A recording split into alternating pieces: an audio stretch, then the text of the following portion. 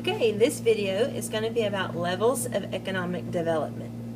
Now we're going to talk about countries that have a high level of economic development, and we'll call them industrialized.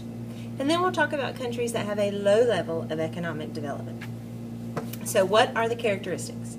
The characteristics of a country that has a high level of economic development will have the following: a high literacy rate. The literacy rate is the percent of people who can read and write in a country. The higher the literacy rate, the smarter the people in your country are.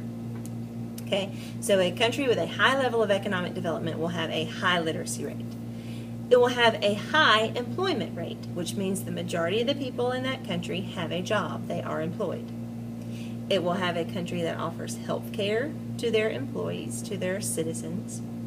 It will have a low infant mortality rate. That means when babies are born, there is good enough health care for the baby and the mama that the babies do not die as an infant. Okay, they have a low infant mortality rate. It also has things like industrialization, which means there are factories, there are a lot of businesses, there are a lot of opportunities to buy and sell and trade goods. So that means it's an industrialized country. It's not just an agricultural area where only crops are grown or only one or two crops are grown. It's industrialized. Now, one of the drawbacks of being an industrialized country is that the pollution from those industrialized areas is typically greater. You're going to have higher rates of air pollution because of the factories themselves, and because so many people will drive cars in that area getting to and from work. The auto emissions causes pollution. Okay, so we'll have a higher amount of pollution in areas that are industrialized or have a high level of economic development. Okay, countries that have a low level of economic development usually are not industrialized. They do not have a lot of factories or industries that make or produce a product. They typically have a low literacy rate, which means a fewer amount of people in that country can read and write. They usually have a high infant mortality rate because health care is not that great. Not everybody can afford health care, or it's just not available in certain areas. So babies, when they're born, have a greater chance of dying as an infant, which means they have a high infant mortality rate. Sometimes they have a high rate of unemployment. Okay, that means fewer people can have a job because there are fewer jobs available. But one of the positive sides of having a low level of economic development is that the environmental issues are much lower. Now, let's talk about GDP now involved in this. Countries that have a high level of economic development usually have a high GDP, or a high gross domestic product. Now, what is a gross domestic product? Okay, gross domestic product is the value of all the goods and services produced in a country for the year. And this will be a very large number if we're using the United States as an example. Okay, it might be a trillion bajillion. Okay, large number. But we use GDP in terms of per capita. So we take that large jillion bajillion number and divide it by the amount of people who live in that country. Okay? So once we do that for the United States GDP per capita is about $35,000. Okay? So $35,000, that's a great number. About $35,000 per capita is our GDP number.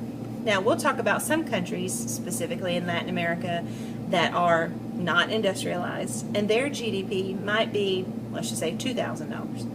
So just by looking at those two numbers, looking at the GDP for the United States and looking at the GDP for the other South American country, just by looking at those two numbers, you would automatically know which country has a higher level of economic development because that GDP is higher.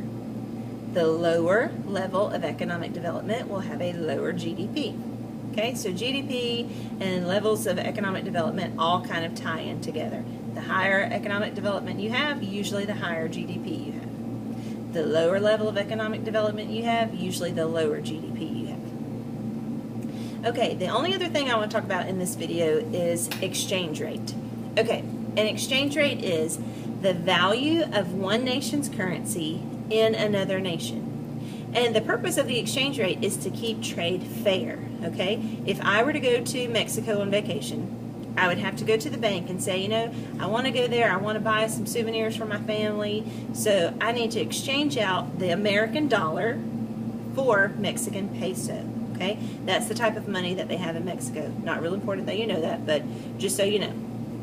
Okay, I would have to exchange out my US dollar for the currency or the money of the country that I'm going to visit. Now, what if they said, okay, I'll give you, for 10 US dollar, I'll give you, let's just say, 2 Mexican pesos. Well, you can't do that because it has to be equal. It has to be a fair transaction. That's the whole purpose of having an exchange rate. It has to be the equal value for American dollar or whatever country you're coming from and whatever country you're going to. Okay, so just so you know, if you ever go on vacation, I'm sure some of your parents might have to travel out of the country for their business, for their jobs.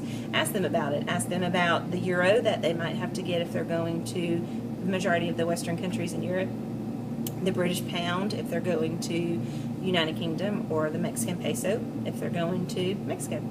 So that is exchange rate, high levels of economic development versus low levels of economic development, and GDP. Hope this helps. Let me know if you have any questions.